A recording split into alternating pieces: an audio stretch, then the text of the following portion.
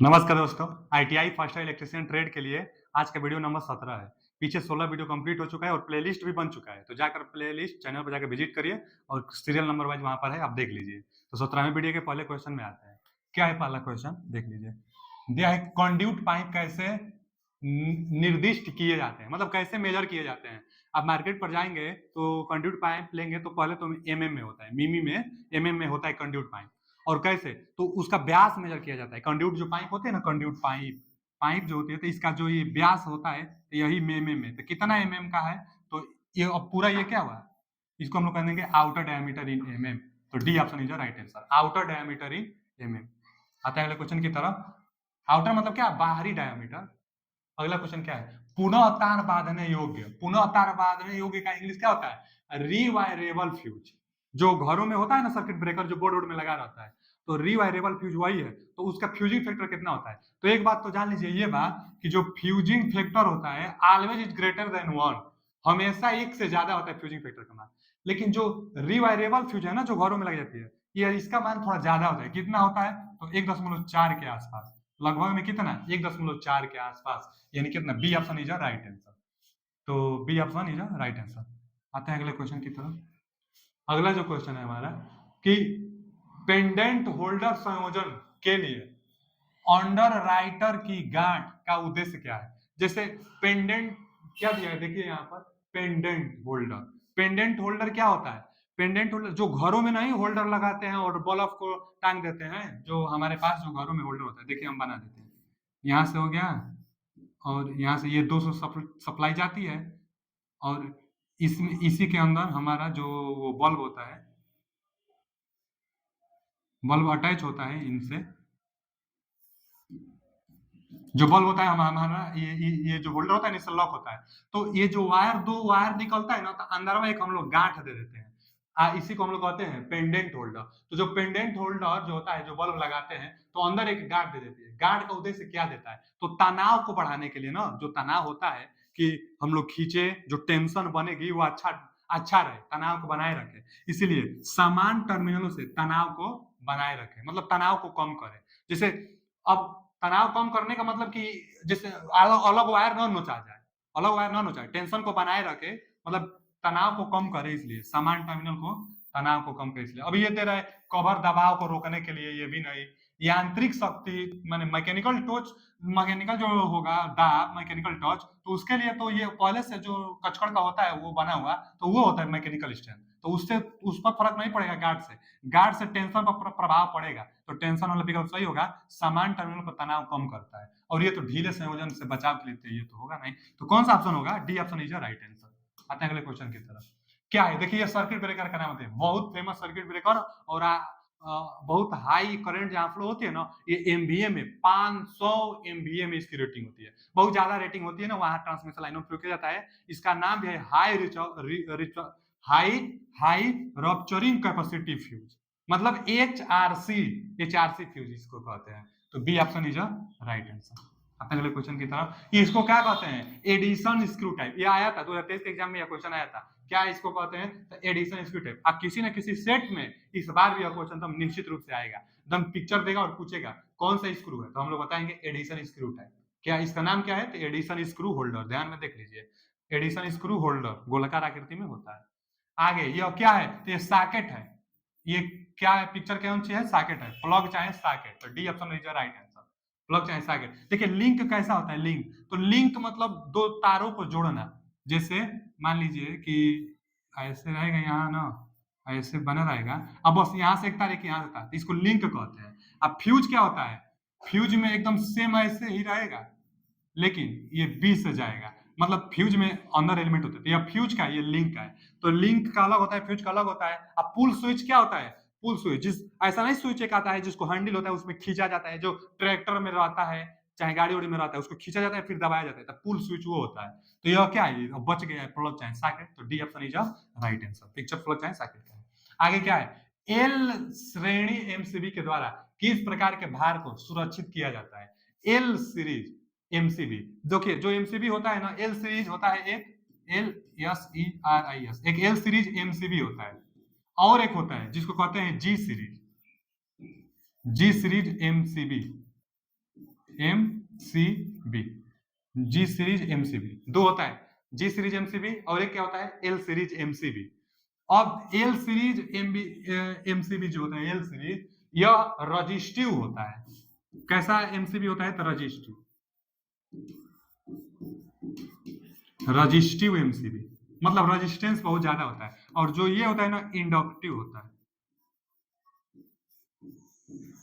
Inductive MCB। जी series जो होता है इंडक्टिव होता है, एल सीरीज होता है रजिस्टिव। क्या है? जैसे एग्जांपल बताइए, माने जहां रजिस्टिव लोड रहेगा, रजिस्टिव लोड वहां एल सीरीज का, और जहां इंडक्टिव लोड रहेगा वहां जी सीरीज का। तो जो इसका होगा ना रजिस्टिव लोड का, तो रजिस्टिव लोड में गीजर हो गया, जो गीजर होता है ना पानी गर्म करने वाला, गीजर गीजर हो गया। गीजर के अलावा भी जो आयरन हो गया, आयरन, आयरन के अलावा जहां रजिस्टिव लोड होता है, रजिस्टेंस जहां होता है, जैसे जो बल्ब वल्ब हो गया, बल्ब में हाई मान का रजिस्टेंस होता है, तो जहां रजिस्टेंस लोड ज्यादा होता है वहां पर एल सीरीज का, और जहां पर जी सीरीज जहां इंडक्टिव लोड होगा, जैसे एसी हो गया, एसी में ना इंडक्टर होता है। उसके बाद मोटर में भी इंडक्टर होता है, हैंड टूल एसी यही ना है, एसी वातानुकूल चाहे एयर कंडीशनर, तो इनमें जी हो लगेगा। हैंड हैंड टूल्स में भी जी लगता है, इसमें भी जी लगता है, लेकिन इसमें बी में एल। यही पूछा है एल श्रेणी MCB गीजर, गीजर क्या होता है? रजिस्टिव लोड है, तो रजिस्टिव लोड में जी एल सीरीज लगता है, तो B option is right answer. जहां रजिस्टिव लोड रहेगा वहां एल सीरीज MCB, जहां इंडक्टिव लोड रहेगा वहां पर जी सीरीज MCB।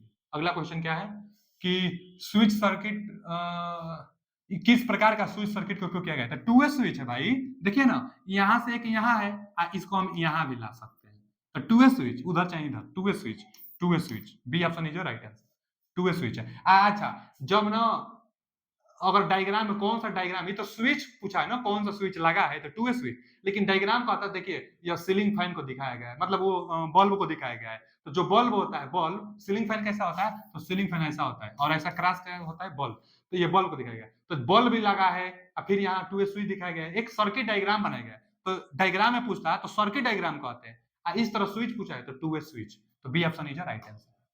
अगला क्वेश्चन कि केवल, देखिए क्या है, कम धारा रेटेड केबल को उच्च धारा में जोड़ने पर क्या प्रभाव होगा? अच्छा, कम धारा रेटेड केबल, कम धारा रेटेड केबल, तो कम धारा रेटेड का मतलब क्या हुआ कि धारा का मान कम है। तो क्यों कम है? क्योंकि रेजिस्टेंस ज्यादा होगा। तो ज्यादा रेजिस्टेंस केबल को उच्च धारा प्रवाह, उच्च धारा, बहुत ज्यादा मान का धारा प्रवाह हो रहा है, तो क्या प्रवाह होगा? तो कम धारा रेटेड मतलब उच्च रेजिस्टेंस, तो उच्च रेजिस्टेंस केबल को उच्च धारा के साथ अटैच किया जाएगा, तो क्या होगा? तो गर्म हो जाएगा। कैसे होगा? तो रेजिस्टेंस ज्यादा रहेगा और करंट ज्यादा फ्लो होगा, तो गर्म होगा ना जी। क्यों? क्योंकि आई स्क्वायर आर, हीट के लिए फॉर्मूला क्या होता है? आई स्क्वायर आर टी।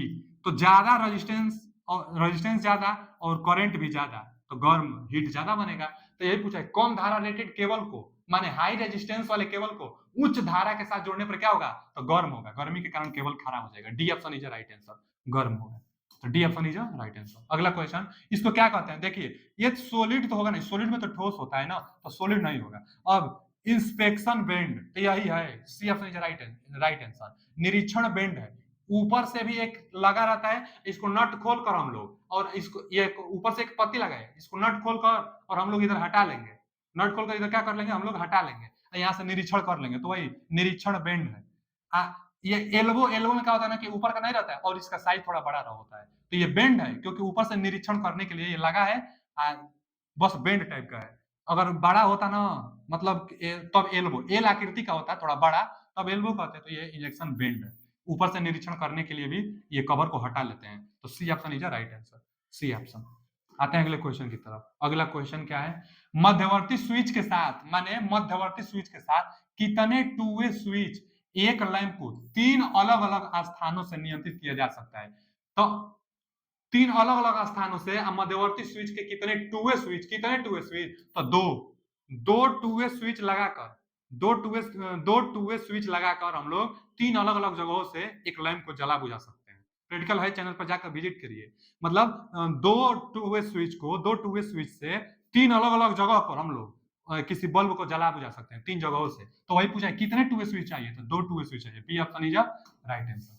अगला क्वेश्चन, कंसील्ड वायरिंग का क्या फायदा है? तो नमी से बचाता है। कंसील्ड वायरिंग जो घरों के भीतर भीतर नहीं जो वायरिंग की जाती है उसी को कंसील्ड वायरिंग कहते हैं।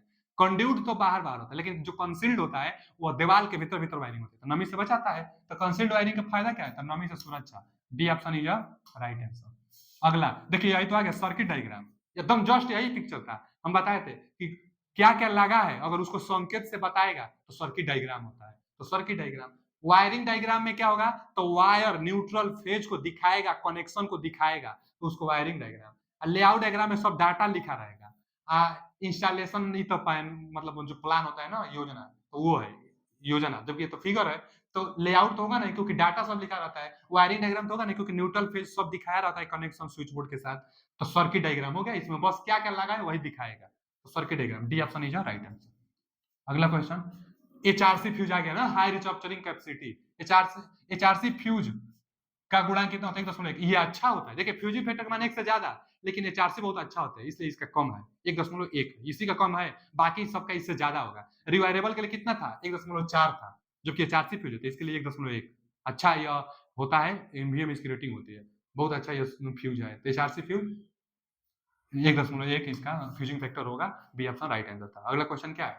किस प्रकार के रिले को, एसी और डीसी दोनों, तावेक रिले, इंपल्स रिले जो होता है ना, एसी डीसी दोनों पर काम करता है, इसलिए इंपल्स रिले एकदम याद कर लीजिए। इंपल्स रिले एसी डीसी दोनों पर काम करता है। आते हैं अगले क्वेश्चन पर, विद्युत उपकरण में प्रयुक्त सामग्री का नाम क्या है? इसका नाम क्या है? देखिए ना, आप खुद सोचिए, इस प्लग को ले जाकर आप किसी बोर्ड में, इस प्लग को ले जाकर आप किसी बोर्ड में लगा देंगे तो डायरेक्ट एकदम इसमें ये होल दिया है ना, एक होल, दो होल, और एक इधर ही है, देखिए एक यहाँ पर है, एक ये है और एक ये है। तो जैसे प्लग में खोसेंगे डायरेक्ट तुरंत कॉन्टेक्ट बना लेगा। तो वही तो है, एकदम with side entry, flat flat connector with side entry, यानी D option is right answer. Iron connector with direct entry, तो साइड एंट्री कह रहा है तो इसलिए गलत है। डायरेक्ट एंट्री तुरंत डायरेक्ट बना लेगा, तो C option is right answer. क्या है? Iron conductor with direct entry बना लेगा, तो क्या हो जाएगा? Direct entry. आते हैं अगले क्वेश्चन की तरफ, तुरंत ये जाकर उसमें अटैच हो जाएगी ना, तो इसलिए डायरेक्ट एंट्री मारेगी करंट। फिर आगे ये मल्टी पोजीशन, अगर एक रहता तो सिंगल पोजीशन, जबकि दो है, दो या दो से ज्यादा तो मल्टी पोजीशन। यहाँ एक रहता है तो एक पोल कहते हैं, तो multi position with single pole, इसलिए डी ऑप्शन। सिंगल पोल है और मल्टी पोजीशन, अभी तो दो ही दिखाया गया, और भी दिखा सकता है। तो दो या दो से जब ज्यादा पोजीशन है तो मल्टी पोजीशन, एक पोजीशन आता है तो सिंगल पोजीशन, जैसे ऐसे भी हो सकता है। ये क्या है? Single position. यहाँ पर क्या है? मल्टी पोजीशन, दो है, दो से ज्यादा भी हो सकता है, तो दो या दो से ज्यादा मल्टी पोजीशन, एक है ना तो सिंगल पोल कहते हैं। तो क्या कहते हैं? Multi position with single pole, ये दिया था, तो D option is right answer. इतना ही है आज के लिए, इतना ही। मिलते हैं, यह चैप्टर भी समाप्त हो गया। मिलते हैं अगले वीडियो के साथ किसी नए जगह। थैंक यू, धन्यवाद।